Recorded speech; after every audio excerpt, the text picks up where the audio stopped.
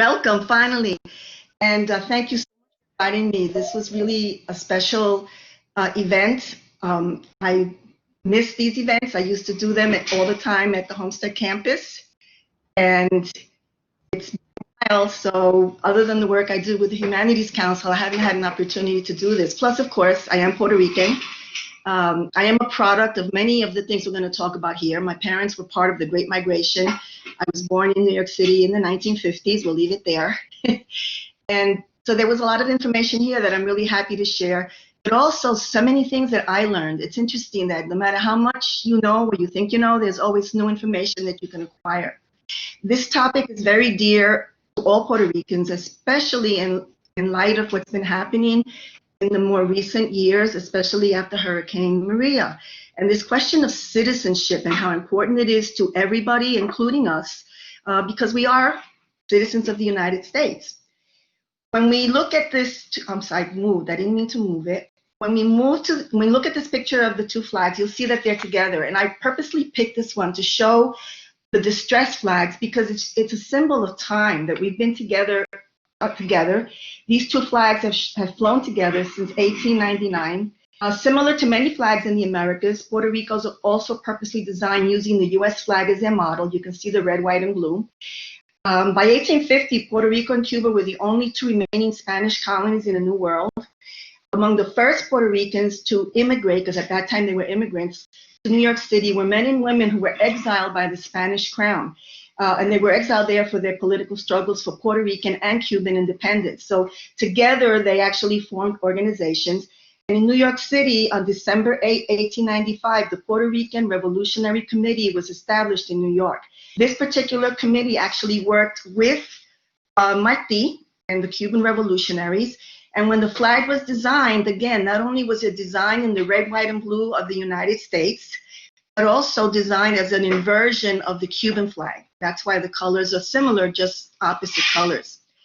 Our relationship with Cuba during the period of independence had been a long one. And Martí and I think it was Lola Rodriguez de Pio, who was a poet, they developed a poem, I think it was. And one of the things it talks about, it's a famous quote that Martí also used, is that Cuba and Puerto Rico were two wings of the same bird, especially because we shared such a long historical relationship. The question we are going to be addressing is we are citizens. We're not immigrants. And this is something that has been so for a long time. When we look at the question of being citizens and non-immigrants, there's a big issue. Together, there are about 5.8 million Puerto Ricans living in the mainland today, and there are 3.2 million on the island. Every single one of those Puerto Ricans, whether they're born in one of the 50 states or on the island or any of the 3 territories of the U.S., like the Virgin Islands, Guam, Northern Mariana Islands, they are considered citizens at birth, same as any American citizen. And that's why when, for example, military overseas or diplomats overseas, etc., their children are born in a foreign country, they're Puerto Rican, or if they're military, their children are U.S. citizens. They are not legal residents. They do not need a green card. They're not naturalized citizens. They do not carry a Puerto Rican passport, although at one time there was a citizenship. They carry a U.S. passport. A survey that was conducted on September 22nd, 2017, right after Hurricane Maria, about 2,200 adults, it indicated that only 54% knew that Puerto Ricans were U.S. citizens. Right? An earlier one had indicated, it was done in 2016, very similar. They said that 41% did not believe Puerto Ricans were U.S. citizens, 15% weren't actually sure, 43% thought that we belonged to some nationality. They weren't sure what it was. So despite this very long history that we have, as you can see, right, of being part of the United States and our citizenship, we get things like this, what you're seeing on your screen. I found more, but these are the ones that I wanted to address because they were the most current, and they happened after Hurricane Maria. I figured by then they should have gotten the message. You know, I keep wondering when I see these things, when are we gonna learn? When are we gonna get this information? Again, we've been a territory since 1899. That's 121 years. We were granted citizenship on March 2nd, 1917. Ironically, it was 100 years later, on September 16, 2017 when Hurricane Maria hit the island, right? And again, 47% of the population did not know that that Puerto Ricans were U.S. citizens. All of these incidents happened between 2017 and 2020. And it's hard to believe that they happened after the hurricane. However, I'm not surprised, right? I'm just not surprised. It brings memories of growing up in New York City. When I was in Hunter College in 1971, I was actually questioned once about my citizenship. I was approached by someone who asked me what island I was from. I immediately knew, where they're coming from. This was a question of my nationality, my belonging there. This is also the period of a large migration coming from many parts of Central South America, the Caribbean. So this is the question I was asked: what island are you from? Well, my response, I just looked at them and I said, Manhattan. I was born in St. Vincent's Hospital in the West Village. You do realize that Manhattan is an island, right? Another incident asked me where my accent is from. And again, I just said, oh God, here we go again. So I said, Brooklyn. As you can hear, I've been in Florida since 1987, but I think you can definitely hear my New York definite Brooklyn accent. The point was that my name was Rivera, and therefore I must not be an American. The issue became very apparent during Hurricane Maria, and it seems that this is an issue that we're continuing to fight. What makes these incidents really kind of bad is that some of them are almost insulting. A woman was wearing a Puerto Rican t-shirt in Chicago in June, and she was harassed by someone telling her that she didn't belong there. Are you a citizen? Let me see your papers. Why are you wearing that flag? You can't wear that flag. And I'm sure that if she was wearing a t-shirt with the state of Illinois flag or the state of Texas flag or any state flag, which many people do, you see that all over the country, people with their flags and their hat, etc., she wouldn't be questioned. But that flag brought this response from this gentleman, and he was actually charged with a hate crime doing service. The CDS one is another one. This was a student at Purdue University. He's got a cold. He's going to get cold medicine, over-the-counter, Mucinex, and you're supposed to have ID, right? And what did they ask him? They asked him for his ID. He shows his Puerto Rican ID, and they said that's not a valid ID, not a U.S. ID. So he showed them his passport, U.S. passport, mind you, because that's what we have. And the clerk refused to sell him the medicine, refused to accept the documents, and asked for his immigration papers.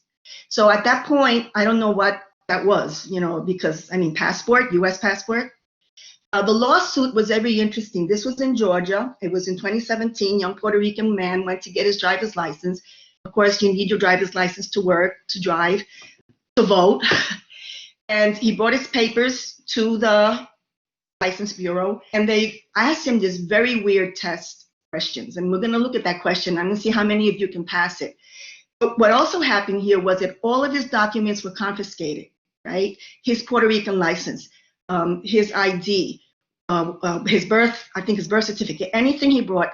He was accused that they were fraudulent documents. He had to sue, not only to get a driver's license, to get it recognized, but to also get back his papers.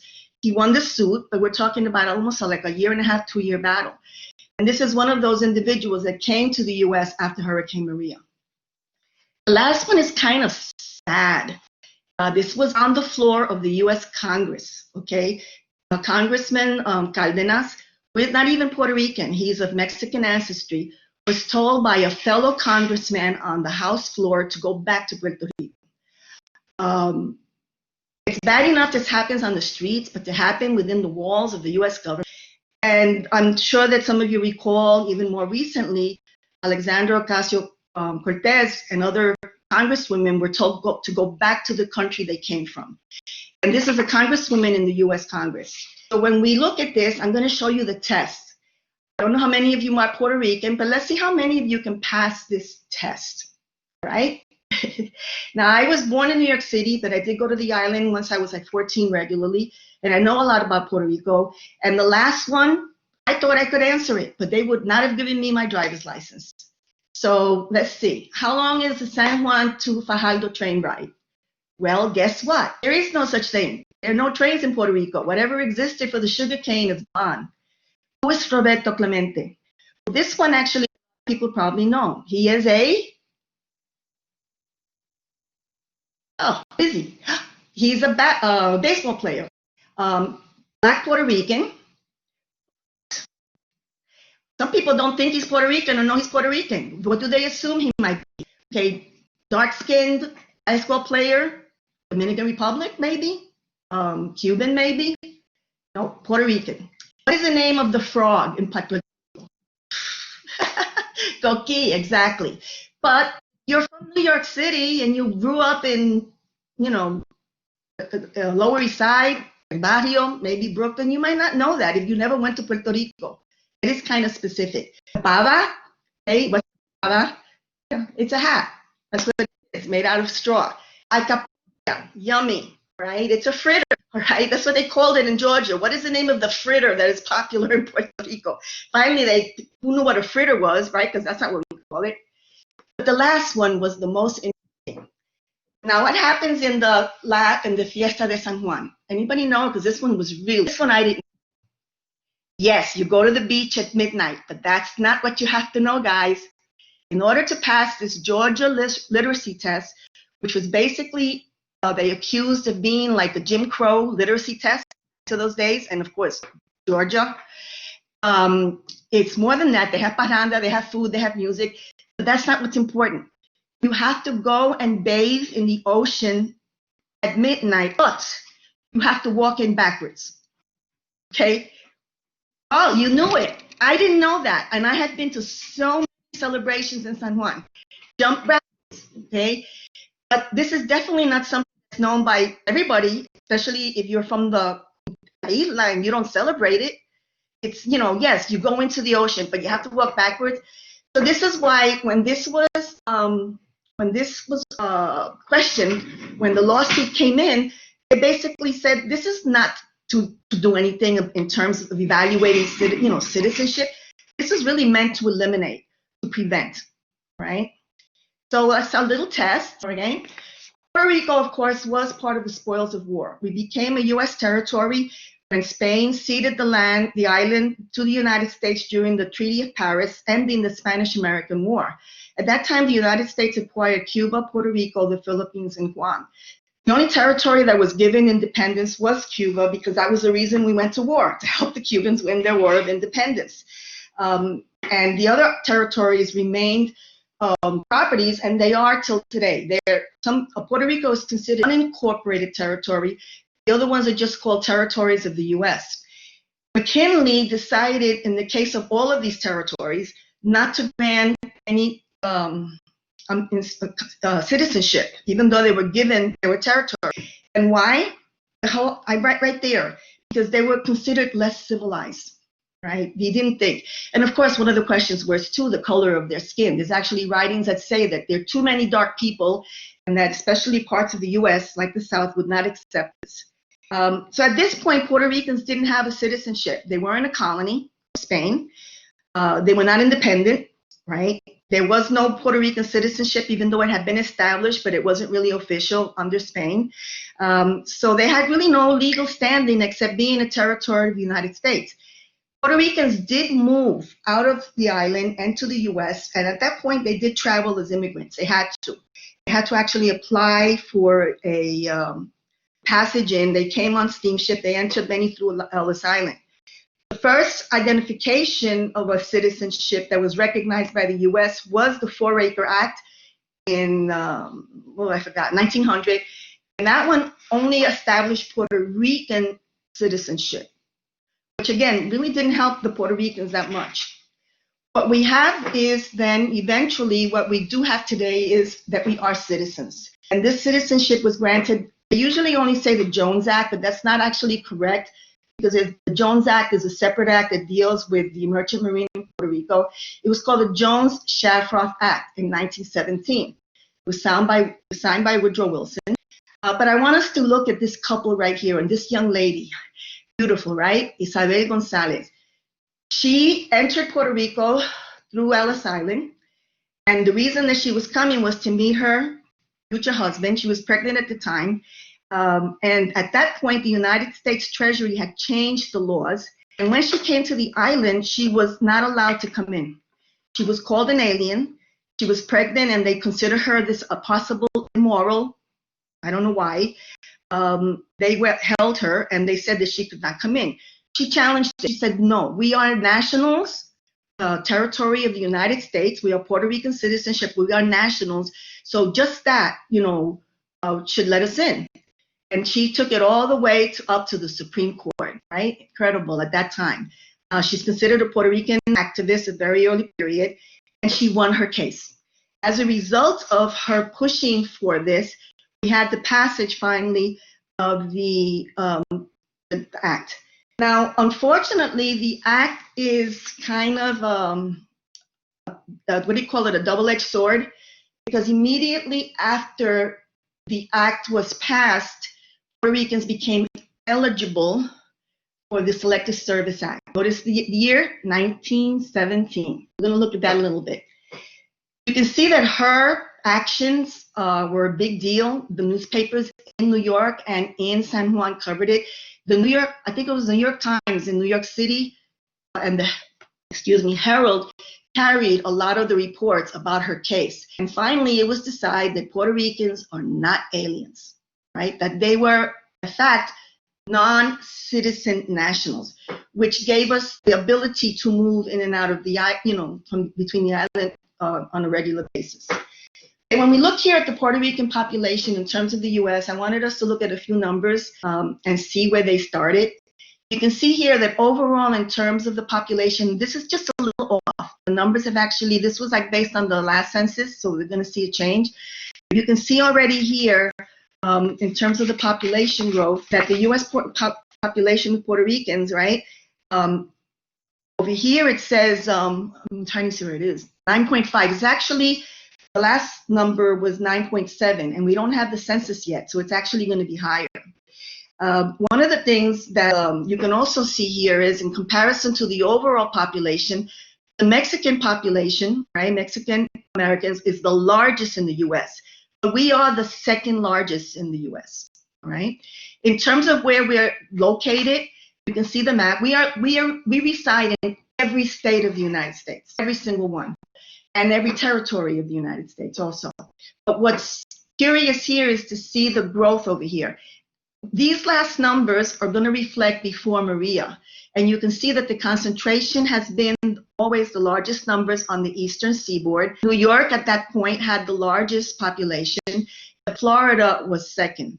There's been a shift in this, and this is due to different factors. One of them is Maria, but the population shift from New York to Florida is based on other factors. Of the 100, we represent 1.77% of the entire population in the United States, so it's a small number, but we're the largest of Caribbean origin in the United States. And although the 2010 census counted the number at 4.6 million, but in 2018, they already said the population in the U.S. to be 5.8 million. Now, when we talk about the place of birth in the United States, okay, among 5.1 million Hispanics of Puerto Rican origin, they actually, you can see, 2/3 are born in the U.S. About a third, 29.9%, were born in Puerto Rico, and approximately 1% were born outside. This is a lot of military children and also diplomats, people who go overseas. Before the hurricane, it reported that Puerto Ricans living on the island were more likely to live in poverty than those in the United States. So when we look at factors for the migration, we're going to see that poverty was like a major, major factor, and continues to be, all right? So we're going to look now a little bit at what they call today the diaspora. And the diaspora actually began very early in our history, even earlier than 1899, but not in large numbers. When we talk about the diaspora, we're talking about three major ways, but we're going to look a little bit at some of the earlier movements that we have. While Puerto Rico is considered culturally and linguistically distinct, its political and economic relationship is totally tied to the U.S. And this is what has shaped the Puerto Rican migration patterns since colonial days. Now, some scholars date the earliest contact in the United States and Puerto Rico to the voyages of Juan Ponce de Leon, who sailed to Florida, right, in 1513, looking for, the Fountain of Youth. But at the time that he sailed, he was the governor of Puerto Puerto Rico. And he brought with him people who at that time would have been the new settlers of what became the island of Puerto Rico. So I guess the first Puerto Ricans. At that point were a mix already of Spanish, a native, Taino, and possibly also African.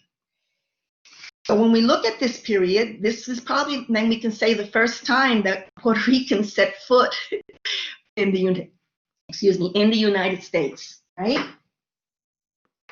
Now, the actual first group of Puerto Ricans who came, they immigrated to the United States in the mid-19th century when Puerto Rico was a Spanish colony and the people were Spanish subjects.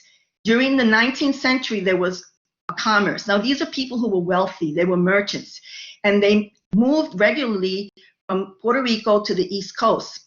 And at that time, yes, Spain was a colony of Puerto Rico. But the records show that many Puerto Ricans traveled on ships, and a lot of them stayed or established dual homes. And one of the places that they stayed at was in the Northeast primarily, and New York City. Why New York City? It was a port, a major port. Now, during the time here, we have one Puerto Rican family that actually distinguished themselves, and we'll talk about it a little bit more. But the reason that this Puerto Rican family is distinguished is because one of their sons, the father was a merchant. He actually lived in Connecticut, in Bridgeport, Connecticut. He was a wealthy sugar and wine trader. But during the Civil War, his son, Augusto Rodriguez, fought in the Civil War. We're going to look a little bit more at that in a while. Now, another group that came even then were contract workers. They used to always bring them in. And a lot of university students, because remember, these were wealthy families. And they came to the United States even then to study. Now, what makes people leave, right? There's standard things that cause people to migrate, to leave their country or immigrate. And it's no different for the Puerto Ricans. In sociology, we call these push-pull factors. And of course, you can see the push. In general, they're political exiles, which applies to Puerto Rico, that revolutionary committee trying to seek independence. Poverty, I just mentioned, even today, poverty is one of the major reasons. Overpopulation, this has been mentioned, but really the issue we really wonder, was there really an overpopulation, is being questioned by scholars. But definitely, I think that if you add the 5.8 million that have been born in the US to the 3-point-something million, that's a lot of people on the island. Not so much located on the island, but that they tend, when you have that kind of population looking for opportunity, they go to the towns and cities rather than where there's still space in the rural areas. So you have a density that starts to occur in areas that are more urbanized, which could not hold the population, not because of space, but because of employment. And of course, always high unemployment. That has been an issue throughout our history. There's always been a labor surplus. Agricultural workers, even when they work, that's seasonal. And of course, we know natural disasters. That has been also part of our history. What pulls people? For Puerto Ricans, the same as any other immigrant. The freedom, again, for those political exiles. If you were a political exile, you probably were a child of a wealthy family, and you could not go back to Spain, but you couldn't stay in the island, but they didn't execute you because your family probably had some money and some prominence in the island. So you were exiled, and the United States became the where to go. Ethnic enclaves. Ethnic enclaves are those self-contained communities that all groups who have come to the United States have created, and you do it for various reasons. Specifically, it's a place where everybody's together, where you can speak your language, where you have your local stores, your food. It's a place where you feel safe also. It helps to do the, getting acclimated. And of course, when you're rejected by existing social groups or organizations, then you have your own to fall back on. Job opportunities, which goes with the poverty and unemployment. One big factor which differentiates us from other immigrants, other migrants or immigrants in general, is the citizenship. This made movement very easy. We can just go back and forth, get on a plane, go back home. There's never this question of you need a visa, you need a passport, you need to wait. Will you let in? Are there numbers? And one of the things that, especially during the 1950s, which was incredible, was the transportation rates. During a time when very few people were flying, there were flights every day during the 50s out of Puerto Rico. And we had an excess of planes and pilots after the war. And you also had a lot of recruitment done on the island by companies and manufacturing. So at a time when very few people, even the wealthy or maybe only the wealthy, were on airplanes, Puerto Ricans were getting on planes every single day for a flight that was about 8 hours long. And that during that time period, that was a very, very big deal. And as a result, the massive migration that occurred in the 1950s is the one that they actually call the the Great Migration.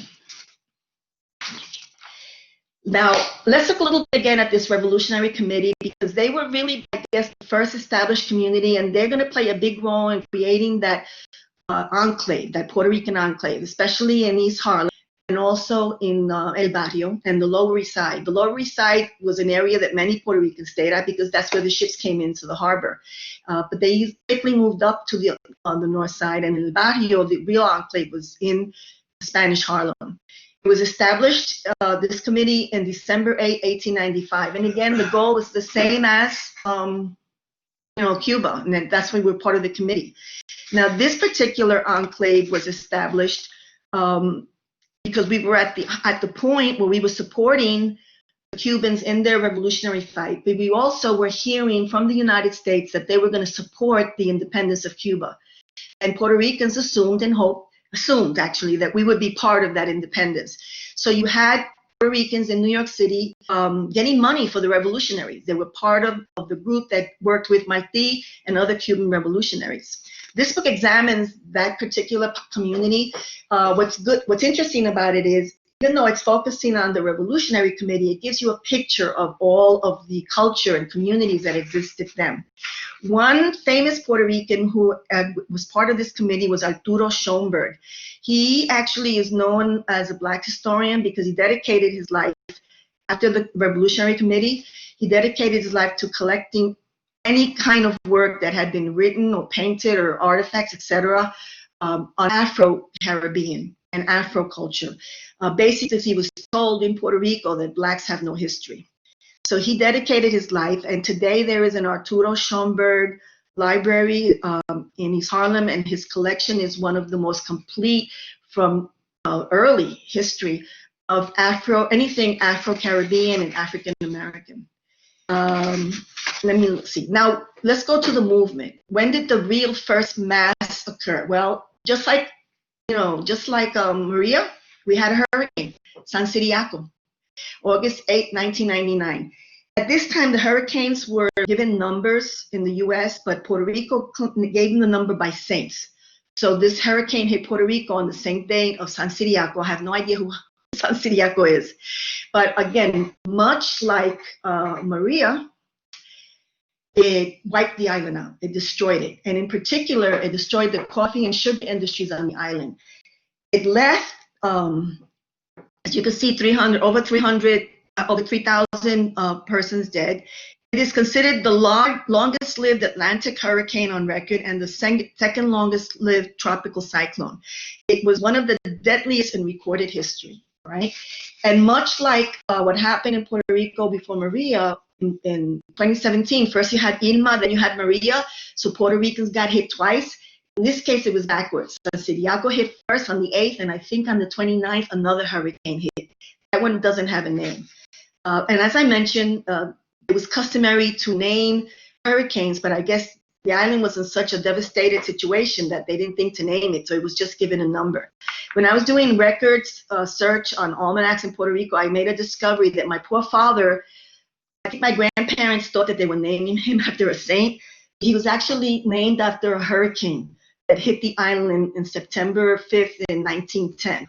And I discovered this quite by accident. Everybody swore he was named after Saint Zacharias, Saint Zachary. But this is a big deal in Puerto Rico because what happens now is it's a big, major destruction in an island that's already impoverished. You have very few pictures. You can kind of get an idea here. I don't know what town or what area it is. But again, it's the common pictures of what we saw currently. What was the result? Well, the result is that once again, massive migration. And this time, though, there was a place for them to go. It devastated basically the coffee, but also the sugar production in the island. They estimate the overall damage about 20 million. and half of the losses were in the agriculture market, which is where most Puerto Ricans worked, right, in the inside of the island. The hurricane basically passed through where the coffee regions were, so it was actually the coffee that was hit worse. Now, as a result, one of the first major migrations occurred, and that's the migration to Hawaii. Very few people know about the community in Hawaii, which still lives there today. And why were they recruited? Well, in the same year, 1988, Hawaii had become a territory of the U.S. as a result of annexation. And the Hawaii sugar industry had been recruiting labor. They claimed they didn't have enough. We're going to find out that actually there was another issue. So what they did was they decided a good place to go was Puerto Rico, which had experienced agricultural workers. Of course, they went to the wrong place to recruit them because the people they ended up recruiting were all from the area of the island that grew tobacco, not sugar. Coffee and tobacco, not sugar. Needless to say, these Puerto Ricans were desperate and they left. And they were not just men. Okay, you had original group that left finally was 54, I think, ended up. Originally, it was 114, but as you can see in this report, by the time they got to California, they jumped ship. They refused to continue. And as a result of jumping ship, the 66, many of them stayed in San Francisco. And the first community of Puerto Ricans was established in San Francisco in 1900 in the San Francisco Bay, which still is a community there. This is like their enclave there. Now, they were recruited in different ways. The first group went, and made this journey. They had to get on a ship from Puerto Rico to New York. Then they had to get on a train and eventually end up in California. Then they had to get on another ship to cross to Hawaii. They did not get passenger cabins. They were basically put in the, base of the ship where the cargo part. They were seasick. This was a horrendous trip. They were basically malnutritious and very sick from the result. 3 of them died before they reached Hawaii. They claimed that they were starved, but one of the problems I think was the seasickness, but also that they were being fed food that they had no clue what to do with it. Because we're talking about campesinos, people who left, have never been out of even their little town, or if they went to the town from their areas that they lived in, the barrios. This was like a big deal. So now they're going halfway around the world. Eventually, you had a total of, I think, 4 or 5 expeditions. So by 1901, there were 5,000 Puerto Ricans in the different islands of Hawaii. The total number was 5,203 eventually. 2,869 were men. You also had above the age of 12, but you also had about over 2,000 that were women and children. So one of the reasons they never left the island, they're still there, is because they were families that went. This is going to make a big difference. And they worked in the plantations. They eventually intermarried. They have an awareness that they are Puerto Ricans. Some of them made the trip back, not too many. They've kept the food. A popular dish in Hawaii evidently is gandules. They call it gandul. They love pasteles. The musicians play the ukulele, but they also play the cuatro, and they do parrandas. Some of them don't speak Spanish, but they still know the old songs. This community was discovered, was research done by the Center for Puerto Rican Studies, but also during World War II, when Puerto Ricans were based there in the Korean War. And you have the population of Puerto Ricans there increasing a little bit because they've joined this community. You can see that today, as of the 2000 census, there are over 30,000 Puerto Rican Hawaiians. Now, I did discover this, although he's not one of these Hawaiians, that Bruno Mars is Puerto Rican and Filipino, as well as Hawaiian. That was news to me. His father was Puerto Rican from New York City, and he was born in Hawaii. So he is an example of a Puerto Rican or a Boricua Hawaiian, but not from this population. Now, the New York Enclave has always been the biggest, all right? And it continues to be in terms of concentration. The U.S. Census, all right, in 1910, about 2,000 Puerto Ricans living there.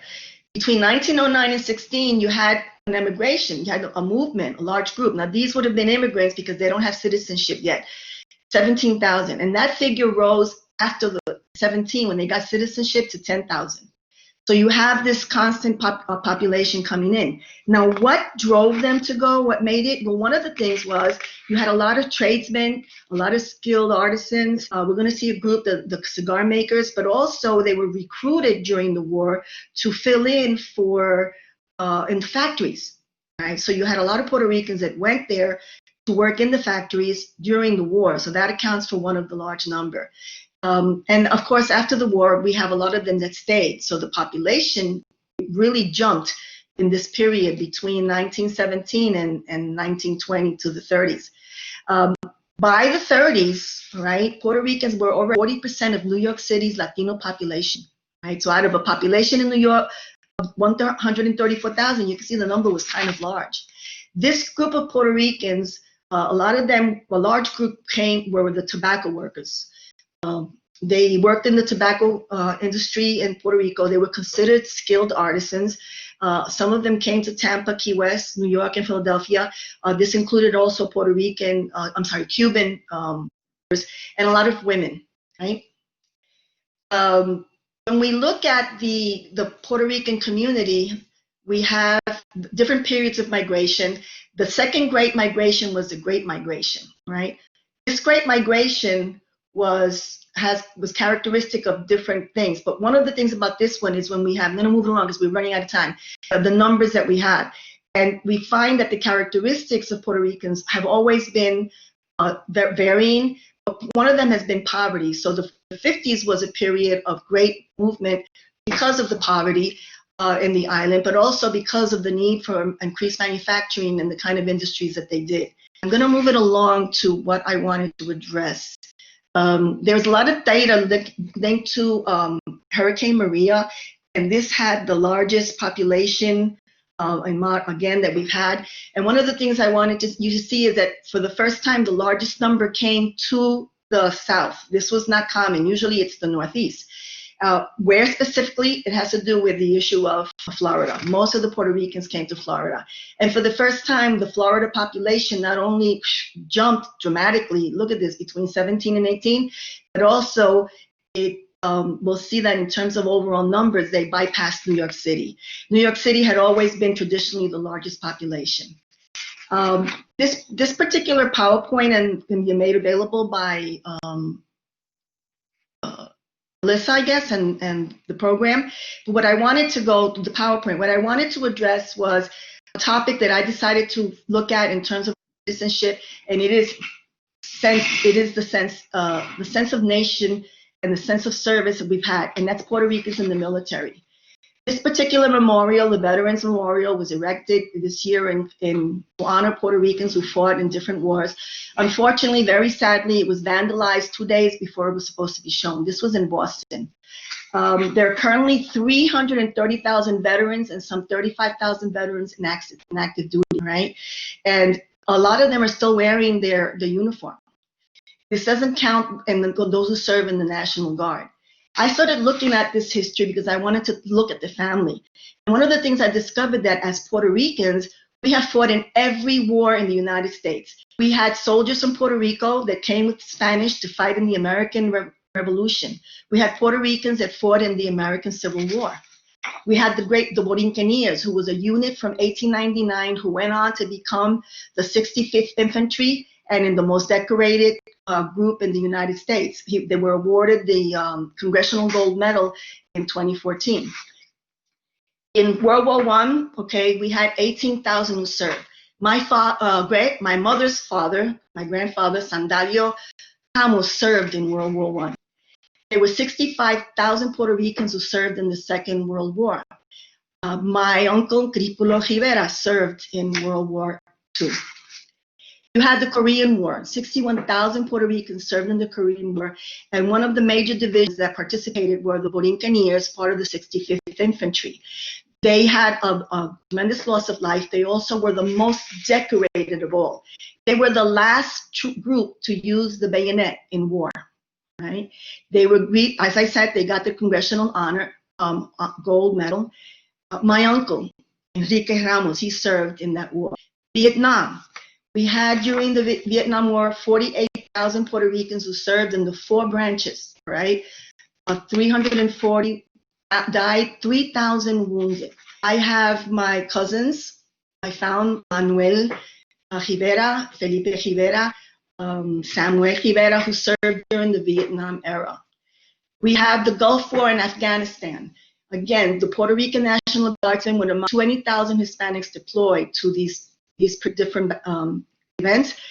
My godson and cousin, Ricky Diaz, he served in Somalia. He was part of the Black Hawk Down event and the Battle of Mogadishu. And I have another cousin who served, Philip Rivera, in Afghanistan. So when we look at the history of service, Puerto Ricans have served. Also women. We had women, Puerto Rican women who served in World War I, World War II, the Korean War. We had them in the Army Corps. Originally, they served as doctors in Puerto Rico, but then you had many Puerto Rican women who went as nurses overseas who were part of the WACs and the WAVES. There was a lot of information in between that I'm sorry that I couldn't share because it got lost in trying to download this, but I hope I shared a little bit of the history of citizenship and the idea of service and honor to the country that unfortunately very often forgets that we are U.S. citizens. Thank you for joining me, and I hope that you enjoyed it. And if you have any questions, I'm here. Yes, I'd like to thank Professor Lamari, and we have a few minutes left for questions. If anybody has questions, please open your mic so that you could go ahead and ask your question. I'm going to go back and start showing those slides we didn't get to see, just so they can look, because they were crazy, and you can ask questions.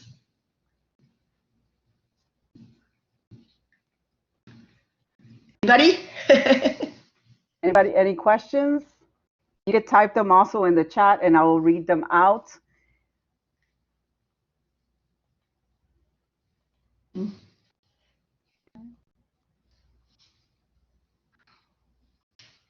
guess that there are no questions. I'm going to show then quickly the slides that we made on the people who came. You're welcome. Thank you so much, Max. One of the things this slide addresses, this was done by FIU right after Hurricane Maria, and I think it's very informative because it does some numbers. And one of the things it shows about this population that came is how educated they are. I mentioned that we've always had educated groups coming here. The least educated was probably the period of the 1950s, the Great Migration, but even then that population was literate. They could read and write at least 6th to 7th grade level, right? The interesting one is this one. We know why they left, but this is the one that about how long they're going to stay. You notice? They don't know, or indefinitely. The poverty and the conditions on the island make it very difficult. And about returning, you can see here that most of them said no. Right? The conditions on the island have only worsened, and they'll continue to worsen as long as the economic situation of no jobs, no real employment in the island, it continues. The Jones Act has to also be repealed, the one that deals with the merchant marine. But we need companies to come to Puerto Rico, stay there, and pay taxes, not get tax breaks and then leave, which is one of the problems with the Jones Act also, the tax incentive. Melissa, thank you for inviting me to do this. Thank you for joining us. I'm sorry for the stress of not being able to load the program. We only practiced like twice. But it happens, right? Yes. So if you don't have any questions, please be on the lookout. I will be putting the PowerPoint up so that if you want to come back and download it and look at it, we will have it available. And you'll have also the information on Professor Lamari, so that if you need to contact or have any questions, you can reach out to her and get more information. I mean, this topic is very, I'm very passionate about it also, because as a Puerto Rican too, I've had a lot of my family members be in the different wars, and also have had to face myself some of those discriminatory comments when I've traveled outside of Florida. I've encountered some of those issues of go back to Puerto Rico, people having to give me service because of the way that I look. So unfortunately, this is something that we need to address as a nation, and hopefully now with this new movements going on of inclusion, we're going to be able to diversify and educate our people as to the different groups and how everybody has a right to inclusion and acceptance in the country. So if you guys don't have any questions, thank you very much. And we'll see you next time. And again, if you have any questions or you want to come back to the presentation, you're more than welcome to. I will be making it available in the organization tab. I'll make it available, the PowerPoint with the notes, because some of the PowerPoints don't have information on them. All righty. Thank you, everyone. Have a wonderful. Let me see. So have a great day and a wonderful. Bye, Melissa. Starting the week. My husband's hiding. Bye, Melissa. It was great seeing you. All right. Thank you.